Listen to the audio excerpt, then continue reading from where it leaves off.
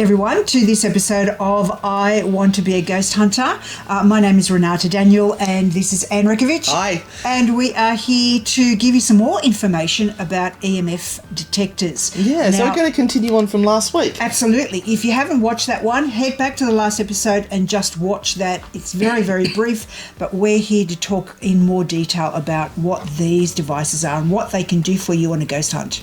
So there are so many different types of electromagnetic field detectors, starting off with these sorts of very basic things that you can buy on eBay. There is another one that I couldn't find to show you this week called the Ghost Meter, and that has a little dial that goes back and forth and the light that flashes on the top. Then we go into these ones. So with these, the more the lights, the higher the field that you've got around you. This one is the Rook. So it will, when it comes in contact with electromagnetic field, these lights here will buzz up and light up and also emit a little bit of a buzz, which is a handy thing when you're in the dark and you may have taken your eyes off the detector, and it'll go zzz, and then you'll know that something's going on. You'll look down to see what is happening with your Rook.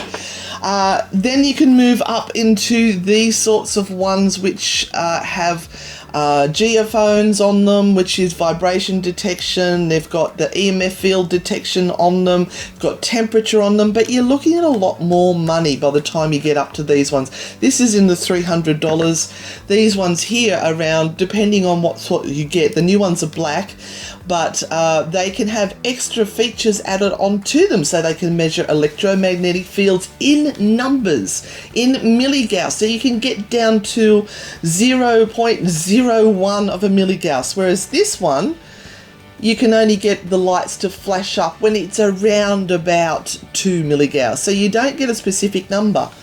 What is it that you're wanting to achieve with them? If you are looking at environmental changes that are very specific and minute, I would be spending the money on one like this. If you want more bang for your buck, you can go for these ones which have all other things built into them. The more built in, the more it costs. Same with this one. These are just a good, nice little standby. They're the basic model. Just be careful you don't get a rip off one of those, but we'll talk about that in another episode. And these ones, I don't even know if they're calibrated, so you're not really sure what you're dealing with when you go for the cheap and nasties on eBay and Amazon. So, look, anything to add? Yeah, look, I really want you to have a think about this. If you're buying a piece of equipment, whether it is a K2 meter or whether it is something much more expensive, buy from someone who knows what it does and how you should be using it. Because we all know we're susceptible to buy something because we've seen it on TV. It looks really flash. Shelves of gear. And then you turn it on and you go, oh, lights are flashing. Okay, what does that mean? Why are the lights flashing? What's it supposed to be doing?